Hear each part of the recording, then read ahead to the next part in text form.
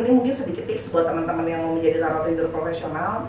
Ada baiknya dari saya pribadi, Anda menunjukkan siapa diri Anda.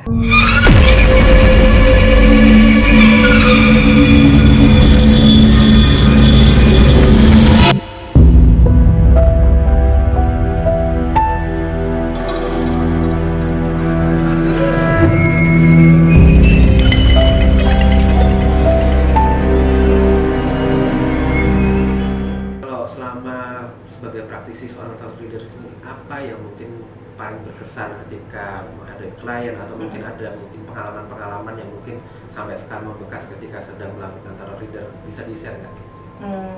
Pengalaman yang sedih apa yang senang nih Mas? Semuanya nggak ya, apa-apa. mungkin apa ya, sampai sekarang mungkin yang masih gitu, ke save di mindset lah. Buat saya kenangan yang pasti seperti pekerjaan lain ada suka dan duka ya. Pengalaman yang saya paling membekas di saya itu salah satu pengalaman yang sedikit sedih tapi berakhir bagus. Saya pernah menolong salah seorang teman saya Mas. Jam 12 malam Mas, dia nelfon superhero kali. Enggak, karena udah mau tidur lagi biasa, lagi main handphone, terus tiba-tiba dia nelfon, tapi karena teman kan, teman tapi jadi klien juga, nelfon nangis-nangis Mas. Suami dia hilang. Oh, diambil? Enggak, suami dia memang hilang dalam arti menghilang bukan diambil sama makhluk lain, memang suami dia menghilang. Oke. Dan sebelum menghubungi polisi, kenapa menghubungi? karena salah satunya sebelumnya dia saya udah baca tentang suaminya dia yang hilang. Karena pas kita ketemu itu perilaku suaminya kan agak aneh ya, dia menghindar dari saya, terus istrinya diem-diem dalam tanda kutip minta saya bacain. Saya bilang memang ada salah satu masalah dalam suaminya itu bukan ada selingkuhan, tapi suaminya ada salah satu masalah finansial yang disembunyikan. Nah, terus tiba-tiba selang berapa hari tiba-tiba suaminya hilang Mas. Hilang dan ternyata dia baru tahu bahwa dikonfirmasi, dicari-cari ke kantor dan benar apa yang saya bacakan. Kan dia udah curiga nih, jangan-jangan apa yang Sora bilang benar nih. Coba saya mau lihat laporan keuangan. Ternyata laporan keuangan itu benar adanya. Bahwa suami dia ternyata punya utang berapa M. Yang dia bahkan tidak tahu gitu loh. Terus tiba-tiba ada suaminya dia kan bos lah ya. Pokoknya ada orang pekerja yang dari beberapa bulan jadi bayar. Stres gak dia? Coba udah ketemu suaminya ternyata punya ngilang. Ternyata ada utang berapa M, orang ada yang belum digaji berapa bulan datang ke rumah dia, anak-anak maksudnya nanya bapaknya di mana gitu, dan dia kondisinya adalah di rumah waktu itu mungkin dia sedang galau atau stres apa dia teringat yang pertama kali saya, karena kan saya yang ngomong pertama kali bahwa simptom suami kamu tuh aneh karena masalah ini gitu. Jadi ya itu Mas, saya ingat itu waktu itu dia sampai nangis gitu, sampai saya tadi udah mau tidur saya keluar, saya bacain lagi. Karena yang dia tanya pertama kali adalah baik sekali dia. Yang pertama ditanya adalah bukan bisa bayar utang apa enggak. Yang ditanya adalah suami saya kenapa-napa apa enggak. Suami saya masih hidup apa enggak. Suami saya tulus sekali ya. Tulus banget. Karena saya gini ya ampun, dia bukan nanya maksudnya bisa bayar itu. Iya, cuman saya waktu itu sempat agak gemeteran juga baca saya gini ya ampun, ini bacain orang masih hidup atau tidak loh Mas. Maksudnya ini masalah serius sekali ya, dan menyangkut nyawa dan menyangkut kalau kita tarik lebih jauh lagi, ini kalau suami nggak pulang ya bayar utang ini siapa? Ya bener dong, bener dong Mas. Realistis dong ya. Terus udah kayak gitu ya, kasihan loh dia, ini anak-anak itu dan anak-anak itu makan apa? Dan anak-anak itu dekat sama bapaknya dan secara emosional kan nanya dong, bapaknya kemana? Nah dia gimana nggak stres Mas? Baik suami hilang, utang, anak-anak nanya bapaknya. Nah ini kan banyak tanggung jawabnya besar nih. Saya bilang, aduh ini berat sekali, saya belum pernah bacain case orang hilang ya gitu kan. Sebenarnya saya nggak, cuman yang saya bacakan energinya Mas. Saya bilang bahwa masih ada, cuman memang suaminya dengan kondisi pikiran kemana-mana linglung ya. Dia sampai bilang apa Sora saya perlu telepon polisi. Saya bilang ya coba tunggu dulu berapa saat. Saya bilang karena kan nggak lucu ya Mas. Habis telepon lapor polisi besoknya pulang. Kan lucu gitu. Dia takut karena dia nggak bisa bilang sama mertua dia dan orang tua dia karena mertua dia ada sakit jantung. Kan takut ya dibilangin apa saya. Dan itu membekas di saya karena dia benar-benar lakukan yang saya suruh beberapa hal, dia benar-benar lakukan dan benar suami dia pulang, suami dia memberi kabar 3 hari setelah hilang. Karena saya bilang kalau sampai seminggu suami kamu nggak pulang baru kamu telepon polisi. Kamu tahan dirimu, kamu tiap hari lakuin apa yang saya bilang. suami dia pulang, dan itu saya sampai dia telepon lagi kan suami aku pulang gitu, itu membekas di saya gitu, maksudnya ya ampun. Jadi bukannya saya mendeskripsikan untuk klien-klien lain, tapi ini paling berat gitu, maksudnya paling berat salah satunya adalah sampai dia tuh hilang sampai bisa balik gitu loh, maksudnya saya tadi kan mikir ya ampun kalau sampai saya salah baca gimana gitu loh, maksudnya memberikan harapan palsu ke seseorang yang sudah down gitu ya mas. Saya kan juga ikut doa gitu ke saya, Tuhan bener deh tolong saya, karena saya niat istrinya adalah seorang perempuan yang baik, Tuhan tolong dia gitu, maksudnya saya juga sampai aduh ya ampun Tuhan, ini ngasih PHP loh ke orang kalau sampai suaminya beneran kagak pulang, besok istrinya bisa benar-benar pingsan, saya tanggung jawab karena saya kan memberikan harapan kan berarti mas kepada dia gitu. Jadi itu saya masih ingat gitu. Jadi kalau orang lain datang ke saya, biasanya perempuan, aku putus cinta, kataku gini, ya ampun belum pernah kamu suami hilang. Kalau kamu tuh bilang masalahku berat, kamu belum pernah suamimu hilang itu dengan utang berapa yang tuh berat banget gitu. Oke, ini kan tadi udah pengalaman berkesan. Nah, ini karena memang kita channelnya ini adalah channel mistis. Nah, sekarang mungkin ada nggak sih? Karena saya tahu yang namanya tarot ini kan identik sama pernujuman ya. Jadi ada hal-hal yang sifatnya mistis juga. Ada nggak sih pengalaman-pengalaman mistis atau pengalaman-pengalaman dalam tanda kutip horor gitu? Saat bacain tarot. Saat mungkin bacain tarot atau mungkin pengalaman pribadi kayak gitu. Pas baca tarot ya mas ya, pernah, kalau saya pernah, karena ini bukan ini ya teman-teman ya, maksudnya bukannya saya seorang yang disumon gitu ya, jadi pas lagi baca saya bukan Mas Yus, teman-teman harus ingat.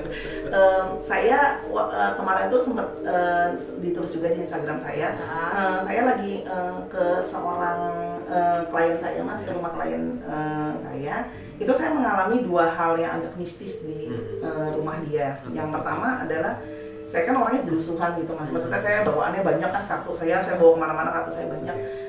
Saya masuk ke ruang tamu rumah dia. Sebelumnya saya sudah sering ke rumah dia, tapi nggak pernah ke ruang tamu nih. Biasanya bacanya di meja yang lain, yang baru ke ruang tamu. Tiba-tiba pas saya masuk, tengkuk saya berat sebelah mas. Waduh. Berat sebelah gitu kan. Saya sempat mikir gini, ini apa saya kena darah tinggi. Kok kolesterol kok sebelah doang? Kok sebelah doang ya gitu kan. Terus saya langsung mikir, tadi aku makan apa? Aku perasaan tadi cuma makan nasi pakai makan siang biasa ya, nasi sama sayuran sama sop bakso gitu. Aku mikir gini, emang sop bakso bisa segitu kolesterolnya gitu kan. Aku kayak nggak makan. Aku langsung otomatis karena berat ke kanan ya mas, aku tuh langsung lihat ke kanan. Wah di situ ternyata sudah berjejer keris-keris gitu kan, tombak-tombak yang dari zaman lama sekali, dan itu saya nggak dikasih sama klien saya kalau ternyata dia punya barang-barang itu musiknya gitu. Dan yang saya lihat di situ memang diberikan penampakan adalah ada mbah ya, dan seperti patih gitu loh. Gitu. Jadi saya kan otomatis ya dengan bahasa Jawa saya yang pas-pasan, grammarnya hancur teman-teman. Saya kulunsun, saya bilang mbak, dia seperti menegur saya. Ini teman-teman komunikasinya itu bukan itu ya, komunikasi kalau saya pakai batin gitu, komunikasinya mungkin Mas Yus nanti jelasin komunikasi batin itu seperti apa. Ya saya ditegur, kok masuk rumah orang kok nggak permisi dulu, kok kamu tuh gerusu-gerusu gitu loh. Sedangkan ada saya di sini sebagai sosok yang sepuh ya gitu ya. Akhirnya saya bilang minta maaf ya mbak ya, kulunsun, saya cuma menumpang obrolan di sini, mohon maaf gitu kan, saya nggak tahu. Dan akhirnya baru si ibu itu ngeliat saya kan, kok seorang ngomong sama keris gitu kan, mbak maaf gitu, baru seorang bisa lihat ya gitu kan, iya bu gitu kan, yang punya rumah gitu kan, ini oh iya Sora, itu kalau bisa lihat memang sih katanya ada isinya. Jadi ternyata si keris itu adalah peninggalan dari si kakek dari suaminya. Yang karena keris itu sudah sering dikasih orang mas, tapi balik lagi katanya. Jadi dan ternyata keris itu ya akhirnya mereka memutuskan bahwa keris itu ya udah dirawat aja deh, toh dikasih orang juga nggak bisa, dan mereka tidak ada yang bisa berkomunikasi. Baru dia kaget kan, oh kok Sora bisa lihat ada isinya, karena orang lain yang ngomong sama mereka. Oke, lalu duduk mulai pembacaan shortcut story. Saya lagi bacain si ibunya dengan adik si ibunya ini, saya panggil tante, ibu sama tante. Tiba-tiba itu mas, saya ngeras di kartu saya muncul ada satu kartu yang menunjukkan bahwa ini ada yang ngedampingin nih. Dan ada tiba-tiba berasa kayak aura-aura Belanda, agak Belanda gitu. Ah. Tiba-tiba saya di sini meremang gitu kan. Ini kenapa nih? Gitu kan. Ada apa nih tiba-tiba gitu kan. Baru muncullah sosok ibu-ibu tua gitu ya. Tapi sambil ngomongnya campur bahasa Hollandspreken gitu kan. Oke. Baru saya ngomong gitu kan. Ini ya ibunya tante, saya bilang oma yang udah meninggal gitu. Saya panggilnya oma sih gitu kan. Dan saya kan takut halu nih mas. Kan lagi zamannya sekarang ya, indigo wannabe kan. Nah saya takut gini nih, jangan-jangan Sora halu nih tanpa sadar, mungkin di bawah alam sadar kan bisa ya mas ya, kita subconscious itu Sora pengen indigo wannabe, jangan-jangan ini halusinasi saya gitu kan. Karena saya ngeliat sosok ini gitu kan, saya konfirmasi sama saya bilang ibunya seperti ini nggak? Saya jelasin, karena yang saya lihat itu saya jelasin, gini nggak tampilannya, rambutnya pendek. Saya tidak pernah diberi lihat, saya nggak pernah dikasih lihat foto. Mungkin dikasih tahu sebelumnya ya. Nggak pernah dikasih lihat, dan saya cuma tahu bahwa oma itu sudah meninggal. Memang dia sempat bilang keturunan Belanda campur Chinese, tapi tidak pernah dijelaskan seperti apa lagi, cuma sepedas itu bentuk fisiknya. Nah jadi cuman saya jelasin kayak gitu, dan ibunya tuh melongo gitu kan. Oh benar Sora, kamu tahu katanya. Saya sedangkan nggak pernah kasih lihat kamu gitu. Ya ini oma ngomong sama saya bilang ngomongnya, terus dia kasih lihat juga. Maksudnya saya sampai konfirmasi terus berkali-kali gitu. Oma kasih lihat saya kalau marah-marah waktu masih kecil tuh oma selalu marah-marahnya pakai bahasa Belanda. Memang Chinese Belanda, tapi lebih banyak dibangun dengan dididik dengan cara Belanda. Saya bilang benar ya Bu, kalau mau kecil bangunin ibu kalau marah-marah mau sekolah segala macam pakai bahasa Hollandspreken kata saya. Oh iya benar tuh, mama saya kalau marah-marah bahasa Belanda gitu kan. Terus dengerin lagu Belanda, dia kasih lihat saya flashback hidupnya dia sedikit. Dia juga demennya masakan Belanda, sampai dia ngomong ada barang kepemilikan dia yang dipegang oleh orang lain. Dan saya ngomong, ini ada barang ibu ya yang dipegang, bukan ada yang dipakai sama kamu sehari-hari, ada ya barang oma gitu kan. Oh ada cincin ya? Wah dia langsung, kok Sora tahu cincin katanya. Lah ini oma yang bilang. Saya bilang lagi-lagi, saya bilang saya seperti mediasi ya, tapi maksudnya dia nggak masuk ke saya bilang cincin dan ada satu yang diberikan. Dan memang benar mas, ada satu yang diberikan ke saudara karena katanya dia takut tiap kali oma make, oma seperti macan. Karena di dalam cincin itu memang saya merasa ada aura diisi ya, mustika yang ada. Ada mustika yang ada isinya berbentuk macan, sehingga anaknya ini takut mas megang gitu loh. Karena dia pernah bilang, ya pernah loh Sora, aku melihat mama pas pakai cincin itu kok kayak macan, saya jadi takut. Nah sedangkan anaknya ini bukan praktisi spiritual gitu loh. Jadi ya udah ada saudara yang minta, saya enggak. Saya bilang nggak bisa, oma marah. Saya bilang, oma marah-marah sama saya, bilang minta barangnya dibalikin lagi gitu. Saya bilang cincinnya warna hijau ya. Dia langsung tambah kaget, kok kamu tahu cincinnya warna hijau? Oma, saya bilang. Sama saya waktu itu mau mikir gini mas, kalau gua halu kok nih orang-orang mengiyakan kehaluan saya gitu kan. Saya sempat mikir gitu mas, kan saya coba, karena saya konfirmasi beberapa kali kan, penampilan, lalu kebiasaan dia, lalu barang musik kan sampai beberapa kali baru ini Sora gitu. Itu salah satu yang agak misis ya mas ya, karena dia dan itu ngomong mas, nanti masih ada mungkin edisi kedua ya, dia ngomong masih mau ada yang mau disampaikan ke saya gitu. Untungnya sih dia datang dengan bentuk yang bagus ya mas ya. Ya kalau misalnya mungkin saya coba tadi kaitkan ya, memang sebenarnya perjalanan Cek Sora ini agak menarik gitu, karena dari awal tiba-tiba tertarik main kartu tarot. Nah ini asik nih teman-teman, aku di Terawang. Kemudian ternyata seiring dengan berjalannya waktu muncul ada pengalaman-pengalaman yang kemudian seperti mengarah ke supranatural, menjadi sensitif dengan energi, kemudian ada pengalaman-pengalaman mistik, paranormal dan sebagainya. Kalau yang bisa saya kaitkan itu kayaknya ada keterhubungan gitu loh, dimana sebenarnya memang ada jalan yang dipilih dan itu kemudian memang harus dijalani sama Sora gitu. Kalau yang saya lihat maknanya kemudian kalau dalam perjalanan seiring waktu bisa dibilang ya namanya kartu ini cuma media, tapi orang yang ada di balik kartu ini yang kemudian nanti akan berperan.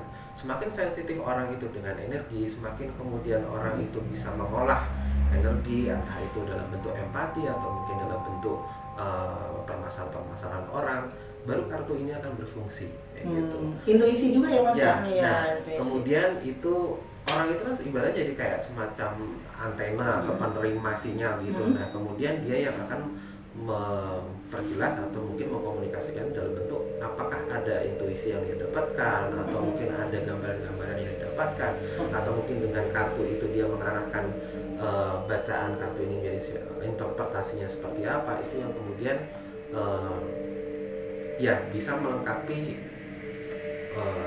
pembacaan dari tarot itu kalau saya lihat. Jadi memang ini jadi salah satu hal juga, salah satu poin juga bagaimana mungkin dari orang-orang untuk memilih seorang konsultan tarot. Kalau misalnya melihat hanya orang itu menjadi sangat apa ya dibilang letterlek ya sama mungkin bacaan-bacaan, mungkin orang bisa aja baca dari buku, mungkin orang bisa aja baca lewat entah itu internet atau referensi-referensi, tapi orang yang mungkin membaca itu dengan intuisi atau mungkin menginterpretasikan itu dengan kelebihan Kelebihannya yang ada dia punya yang kayak punya. gitu, itu pasti sangat berbeda nanti hasilnya. Kalau yang saya lihat sih kayak gitu. Jadi memang bisa dibilang ada untuk memilih seorang kualitas tarot reader, hal ini mungkin perlu diperhatikan kayak gitu ya. Jadi kalau bisa dibilang dari perjalanan Cesora ya mungkin ini memang sudah jalannya untuk Cesora berkecimpung atau masuk ke dalam dunia tarot reader ini. Nah, Betul. welcome to my club.